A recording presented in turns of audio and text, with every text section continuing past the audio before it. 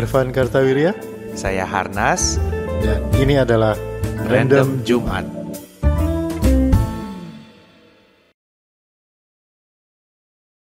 Halo. Halo. Apa kabar semuanya teman-teman Random Jumat? Iya, Random Jumat lagi. Selamat nih. hari Jumat. Udah kembali 1 minggu selesai. Iya. Besok Sabtu Minggu kita nyantai dulu. Kita nyantai dulu. Ngobrolin obrolan sains berbahasa manusia. Iya. Bareng saya Harnas. Saya Irfan Kartawirya. Di Random Jumat. Di Random Jumat. Kita sekarang ini udah kayak penyiar radio nih. Saut-sautannya udah. Kembali ke studio teras. Radio kayu manis. Iya, masih ada nggak radio kayu manis ya? Masih ya?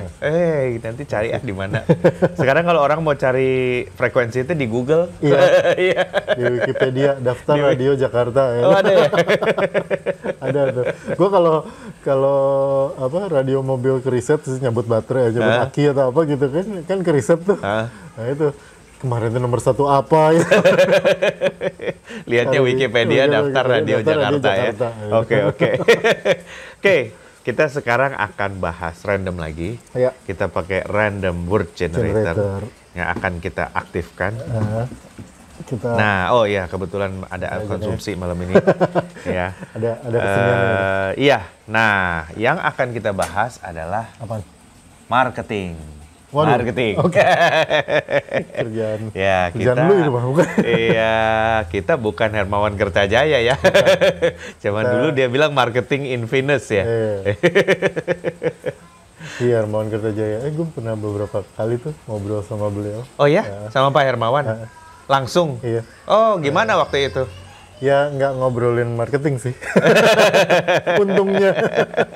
Ngobrolin apa waktu itu, Pak? Untungnya nggak ngobrolin tentang apa pelatihan segala macam. Pelatihannya tentang marketing.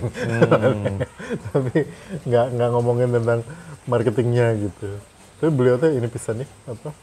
Influencing banget gitu di dunia marketing, buku-bukunya, apanya gitu. Iya. Yang gua dengar Pak Hermawan Kertajaya itu di obrolannya dengan Pak Hermanto Tanoko di YouTube podcast, namanya podcast Hermanto Tanoko. Hermanto Tanoko itu yang punya Avian Group tuh. Oke. Ya, jadi dia bilang menarik juga. Jadi dia bilang ada shift dari manajemen katanya. Kalau dulu kan pakai dasi gitu kan. Kalau sekarang pakai celana pendek kayak Elon Musk tuh joget-joget gitu dia bilang. Kalau dulu Arjuna, Bima, Yudhistira, Nakula, Sadewa. Kalau sekarang Bagong, Semar, Gareng, Petro katanya. Itu kata gue bagus pisan. Emang gitu kan ya. Sekarang mah Bagong, Semar, Gareng, Petro gitu. Artinya nggak perlu keren, nggak perlu gimana, tapi ide-ide nyeleneh itu tuh jadi gitu. Marketing gitu ya. Katanya konsep manajemen tuh sekarang seperti itu gitu. Ya di manajemen gedenya ya. Terus nantinya kan turunnya ke teknik-teknik marketingnya gitu kan. Iya, betul. Trik-trik marketing. Sebenarnya mah kalau teori marketingnya mah gitu-gitu aja ya kan. Iya. Cuma ngelaksanainnya yang jadi agak beda gitu. Iya, betul. Dengan kondisi sekarang dengan sosial media dengan lain-lain. Tapi kalau kayaknya mah ya ini sotoy-sotoyan gua aja gitu ya. Kayaknya mah ada teori marketing mah ya gitu ya dari dulu mah gitu ya. Maksudnya lu punya produk lu harus bagus karena lu nggak bisa jualan produk jelek. Produknya bagus, dan by bagus adalah produknya bagus, supportnya bagus, feature-nya bagus gitu. Dan bagus itu artinya sesuai dengan yang target lu perlu dan pengen gitu. Iya. Kan. Habis gitu lu bawa produk itu ke mereka dan kemudian terjadi transaksi, udah gitu kan. Sebenarnya mah gitu ya teorinya mah dari dulu kan. Cuman cara ngebawanya yang beda-beda. Kalau dulu kan ngebawanya ya yang klasik-klasik kan apa kalau lu punya toko lu location gitu. Kalau lu punya apa iklannya harus gimana. Kalau punya penentuan harga lu sama kompetitor harus gimana segala macam gitu. Kalau sekarang mah mungkin itunya yang geser gitu. Mana yang penting kan.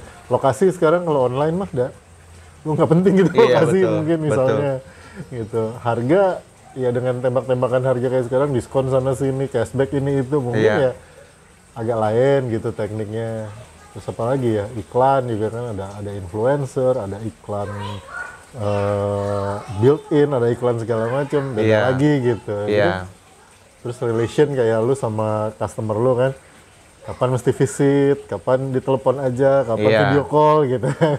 Terus dengan yang di luar negeri dan lain sebagainya. Jadi kalau menurut gue mah, kayaknya ya, ini soto-sotoyannya gue, teori marketing dasarnya mah gitu aja sih sebenarnya. Iya. Cuman Caranya yang beda sekarang.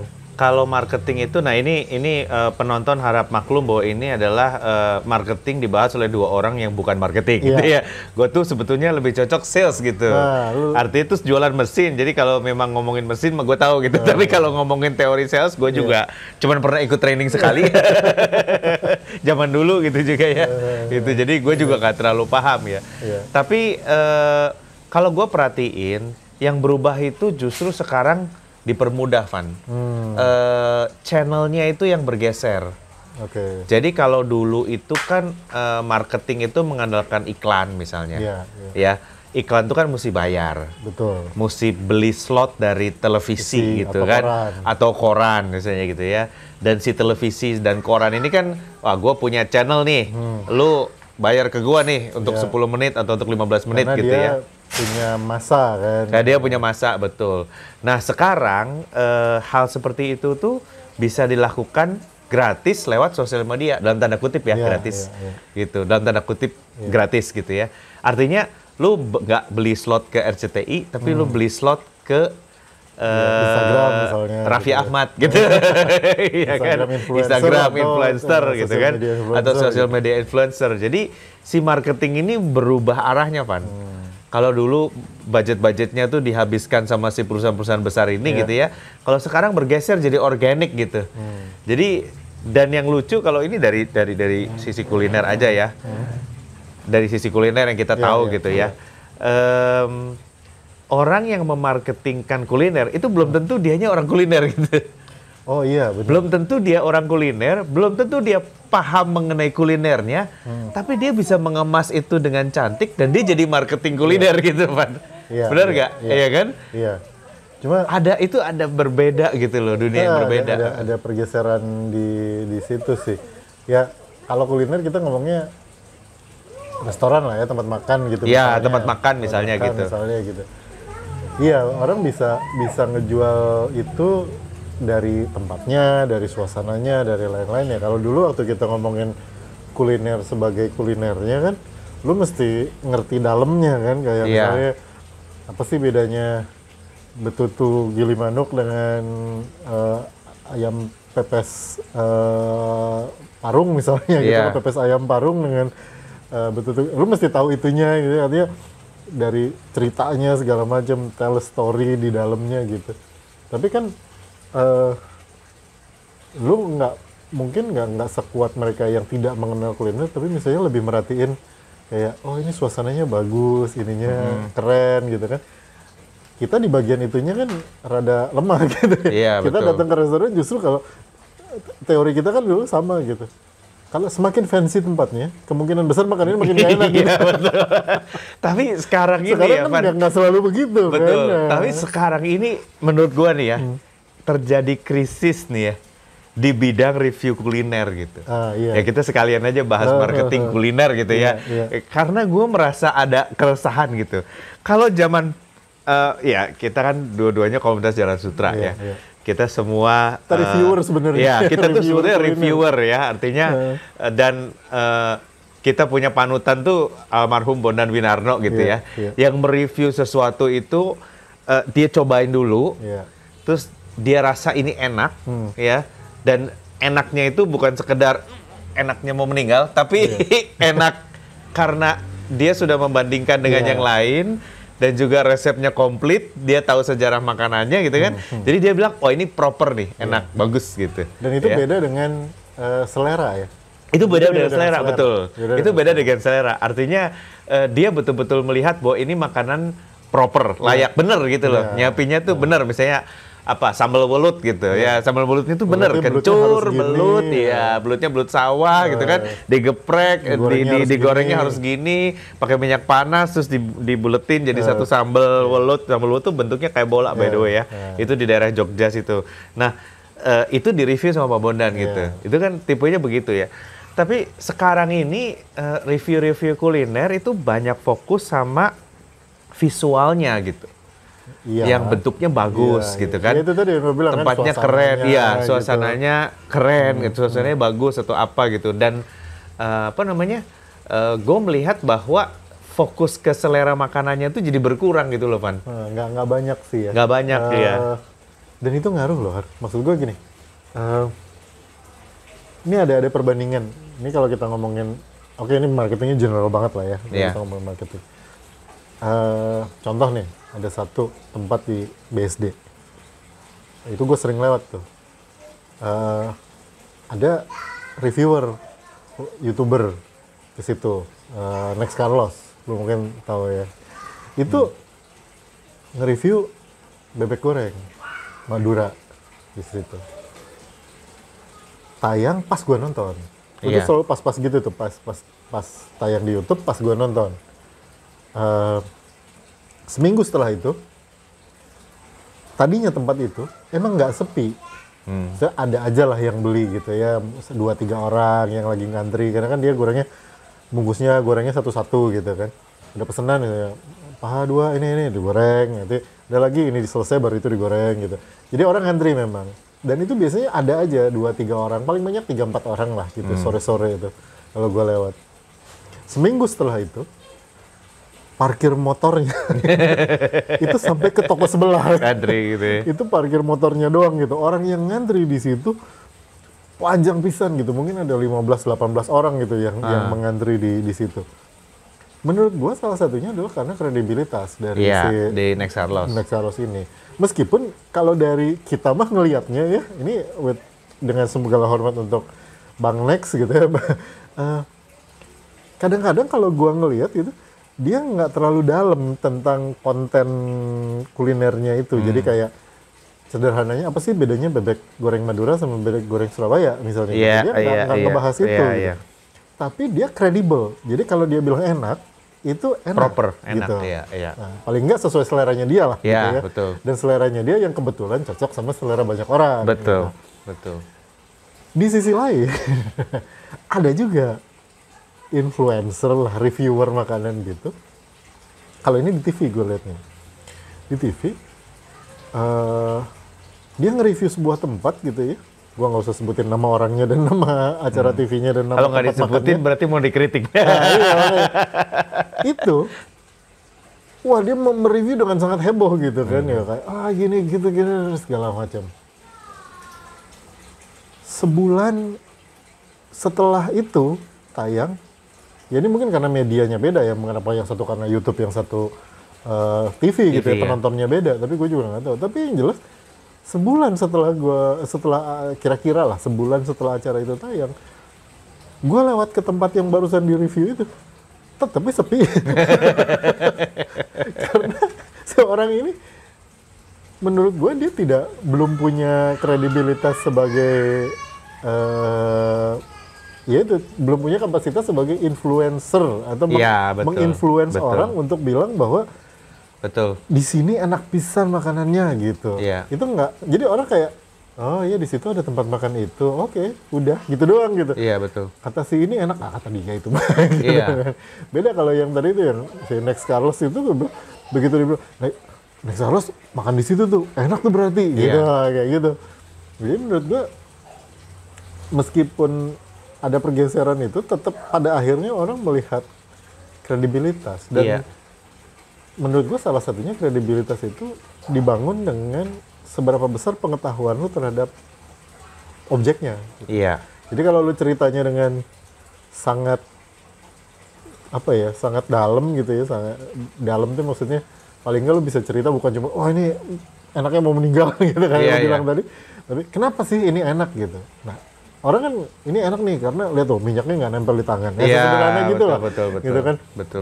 Kalau gue bandingin sama yang di sana tuh waktu itu yang ini sambelnya lebih manis. Nah, sesederhana kayak gitu tuh orang udah ngeliat, oh berarti dia kredibel nih, dia udah nyobain sana, nyobain sini gitu. Iya. Dan kalau menurut gue ya, siaran-siaran TV yang lo bilang tadi, itu sebenarnya airtime yang didedikasikan untuk kuliner itu banyak. Ya, Ya. gue mau ingetin aja buat teman-teman bahwa itu jasanya Pak Bondan sebetulnya.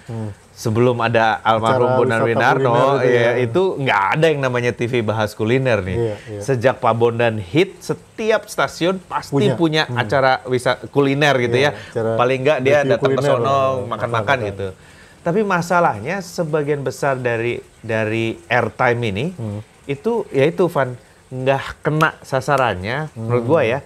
Karena reviewernya itu kelihatan sekali nggak passionate sama subjek yang dia Iya. makan gitu, ya. Iya. Dan ada beberapa yang lu bilang itu benar.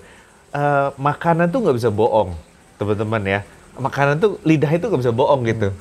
Kalau rasanya itu tidak proper ya nggak proper gitu ya. Zaman dulu Pak Bondan review pun orang-orang udah tahu ekspresi dia kalau begini berarti beneran enak. Kalau gitu dia ya. cuma bilang gini, Kalau dia cuma bilang wah ini cakep nih, cakep. Itu berarti kurang. padahal dia nggak dibayar sama tempat makannya lah waktu itu ya. Jadi yang udah di review itu berarti udah lumayan gitu ya. Ada lagi yang nggak ke review gitu ya. Tapi bener juga waktu itu udah kalau dia udah bilang ini top kalau itu baru oke. sajane maknyus tenan. Nah ini berarti itu berarti Oke, beneran enak gitu ya. Dari situ aja orang udah tahu kan karena lidah itu memang nggak bisa bohong gitu. Iya. Cuman apa namanya kalau airtime gue menghayalkan tuh seperti Asia Food Channel. Lu tahu ya Asia Food Channel ya. AFC itu produksinya Malaysia. Dia isinya hanya tentang kuliner doang sebenarnya. Apa namanya sebagai orang Indonesia ya melihatnya ya sebetulnya pilihannya nggak terlalu banyak gitu ya. Tapi dia punya siaran-siaran kreatif tentang kuliner gitu. Iya. Misalnya restoran yang dulu ada di sini dan udah tutup gitu. Terus ada dua anak muda waktu itu yang nge-review, oh dulu di sini ada yang jual nasi lemak enak banget. Terus dia ceritain sekarang begini tutup ya atau pindah ya. Terus ada juga satu, gue suka banget dokumenter itu tentang Aksian tuh. Jason. Jason betul Jason. Itu keren banget karena dia nyeritain sisi manusiawi dari yang sebuah punya bisnis warung kuliner, gitu. Buka belanja jam 3 pagi, motongin daging gitu kan. Terus kalau kita ke misalnya Mbah Rakinem yang jam setengah 6 buka, setengah 8 habis itu kan dari jam 3 dia udah mulai masak tuh.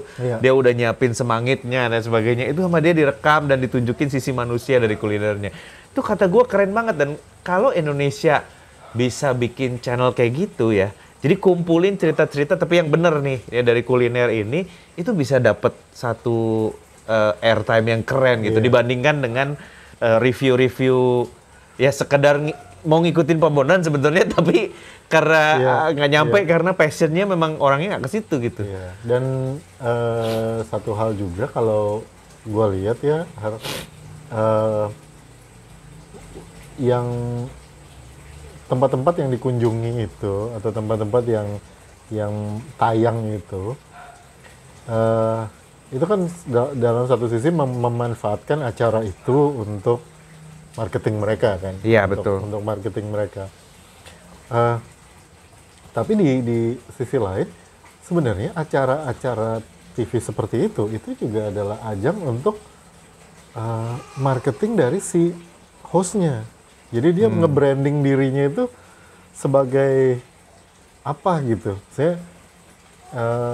Lu bisa ada di depan TV, ada di depan kamera, lu ada di TV atau di YouTube, lu makan dan lu dikenal sebagai tukang makan. Artinya apapun lu makan, enak nggak enak gitu betul, kan. betul. Tapi lu bisa juga dapat personal branding lu bahwa lu mengerti apa yang lu kerjakan gitu ya. Jadi sebenarnya acara itu punya dua sisi gitu, dan konsepnya kalau gue balik ke yang tadi yang gue bilang itu, ya produknya nggak bisa jelek, nggak boleh jelek. Artinya kalau restoran lu masakannya biasa aja gitu ya, bukan nggak enak ya karena nggak ada sebenarnya makanan yang gue yakin lah di dunia nggak ada orang mikir buka restoran yuk apa jualan ayam goreng tapi jangan enak-enak lah gitu. Nggak ada gitu kan pasti enak gitu maunya gitu kan. Jadi tapi ternyata dibandingkan dengan yang lain enak lu itu sama enaknya yang lain tuh ya impar aja gitu biasa aja gitu nggak istimewa. Nah kalau lu restoran lu kayak gitu terus lu menggunakan acara TV itu, misalnya lo ngubungin stasiun TV-nya, minta diliput segala macam, dijadiin tempat syuting. Lu kan kita sering nerima tuh kayak gitu kan, di tempat kita dong gini-gini, entar dulu, terus kita kesana nggak ngomong-ngomong dulu kan. Iya, Coba, betul. biasa aja ini mah. Iya. Nah, kalau lu memaksakan gitu, terus akhirnya orang datang nyobain dan nggak happy, it's a bad marketing man kalau menurut Iya, gua betul. mah gitu. Ya, Betul. begitu juga si hostnya gitu. Kalau lu memang mau menampilkan bahwa lu adalah tukang makan, bahwa apapun asal ada sambelnya lu makan gitu. Ya itulah yang terjadi gitu ya. Jadi lu akan dikenal publik sebagai tukang makan, bukan Iya. ahli kuliner. Bukan gitu. ahli Beda kuliner, gitu. Atau betul. bukan pemerhati kuliner, tapi Betul. lu tukang makan kayak ya udah lu kasarnya Tapi kalau menurut gua ya, apapun dimakan gitu.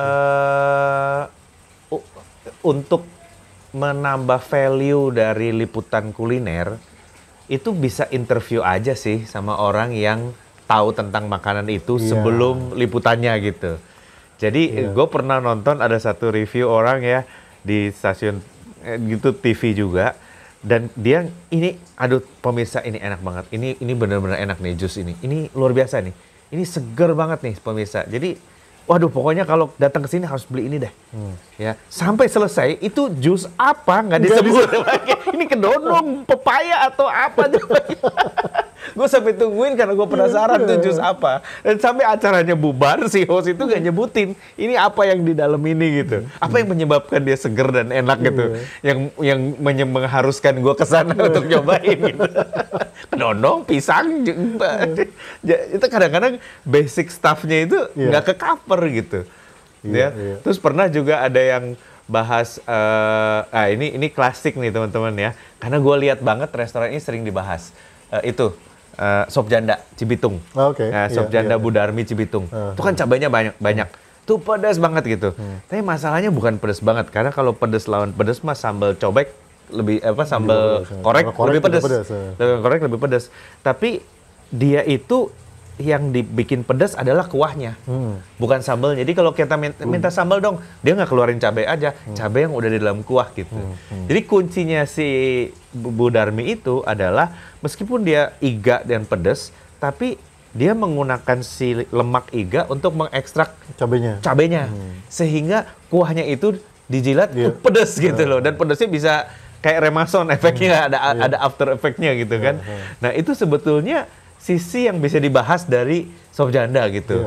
Dari berapa orang yang datang yang dibahas, kalau nggak jandanya, pedesnya pedes banget. Oke lah, banyak yang lebih pedas dari dia juga gitu ya. Seblak aja bisa lebih pedas kalau cabainya 20 gitu. Ukuran dagingnya yang gede-gedean mah banyak yang Iya banyak betul. Tapi nah sisi-sisi gitu tuh sebetulnya harus bisa dieksplor supaya value-nya tuh naik. Karena sayang airtime ini hanya dipakai untuk ngasih tahu ada makanan ini di ini, that's it gitu. Nggak ada lagi yang bisa ditampilkan gitu. Iya sih, benar juga. Ya, mungkin juga karena itu tadi, karena orangnya memang tidak sedang membranding dirinya sebagai pakar kuliner. Sebagai pakar kuliner, ahli betul. kuliner lah. Jadi kan kita juga sering lihat ya yang nge-review gitu. Kalau YouTube tuh kan dedicated ya. Misalnya kayak Next Carlos tadi gitu, dia dedicated, dia mah itu aja terus gitu makan, pindah-pindah. Tapi kan kalau TV mah seringkali kan bintang tamu ya hostnya tuh gitu, ganti-ganti gitu, jadi artis siapa yang lagi hits gitu.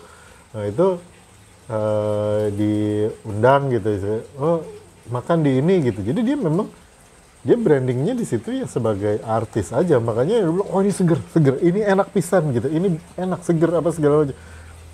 Iya.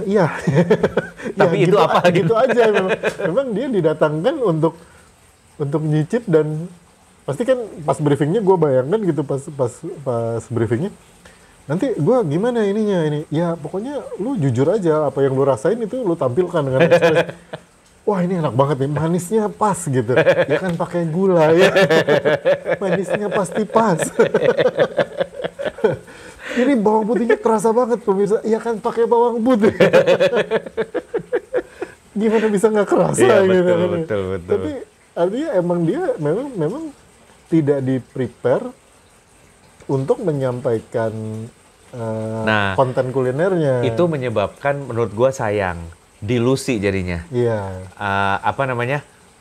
Jumlah liputannya banyak, belum ngitung yang sosial media ya. Tapi resource-nya kurang gitu.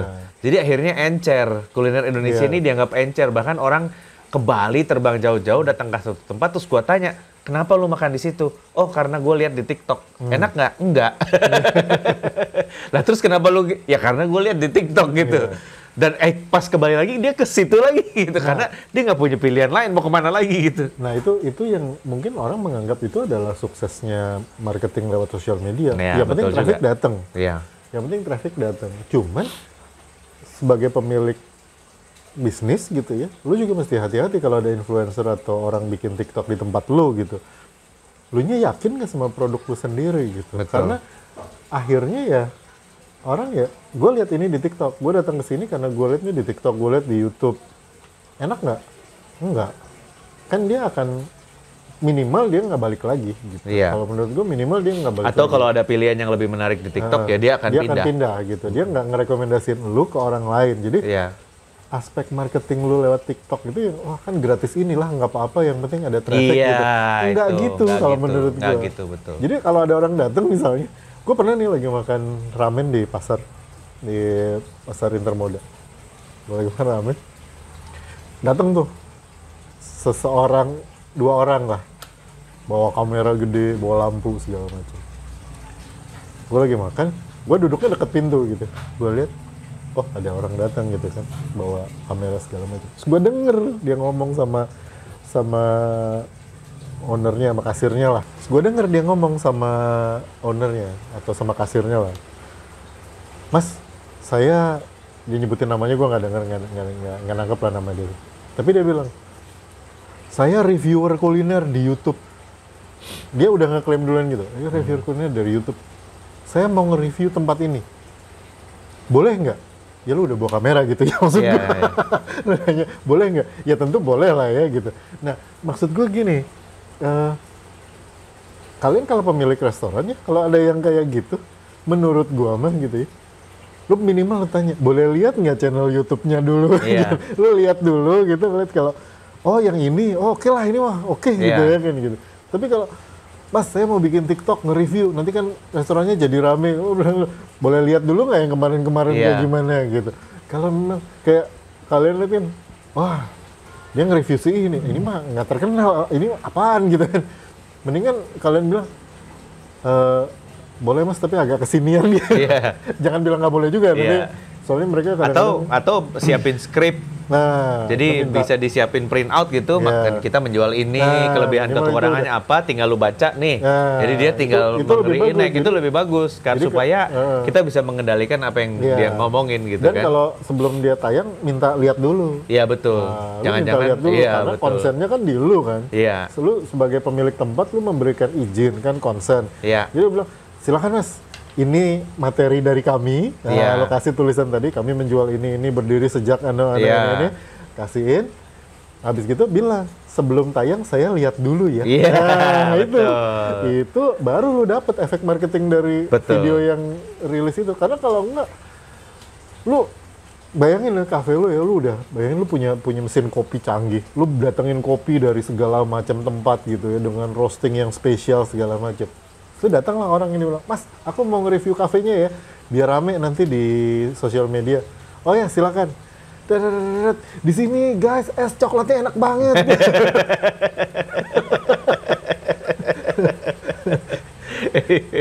Tidak salah sih. Iya. Tapi lu bawa mesin kopi 25 juta sama Yang lu dipuji bawa es Milo kopi dinosaurus gitu. lu bawa kopi dari Papua, dari mana-mana kan. Iya, Nggak iya, dapet gitu. Iya. Jadi lu lihat, lu minta lihat Iya, lah, itu lihat minimal. dulu. Ya, ini jadinya judul episodenya adalah marketing kuliner, Van. Tips marketing kuliner. Oh, iya. Tiba-tiba belok ke marketing Coba bentar, kuliner. nyalain. Oh ya, ada Iya, kulinernya ada. kecil lagi. Tadi nggak kelihatan. Nggak kelihatan.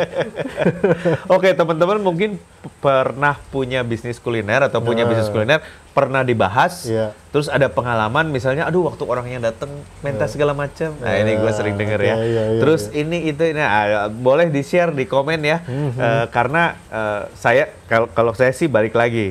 Saya bilang gini, kadang-kadang suka komplain teman-teman Pak Bondan nih ya, Oke. murid-murid Pak Bondan nih suka komplain misalnya, aduh sekarang review nggak ada yang bagus, salah sendiri, kenapa lu nggak bikin review? Termasuk gua gitu ya. Kalau lu mau dapat review yang bagus, review lah Review sendiri. lah sendiri. Asapnya kita terlalu sibuk jualan kompresor. Nggak laku lagi ini liar. Oke teman-teman, terima kasih udah dengerin Random Jumat. Silakan jangan lupa follow ya. Iya. Jangan lupa follow dan klik notifikasi supaya kalau ada video baru bisa dapat informasinya. Oke. Ya. Sip, kita ketemu di Random Jumat berikutnya. Saya Irfan Kartawirya. Dan saya Harnas. Bye. Bye.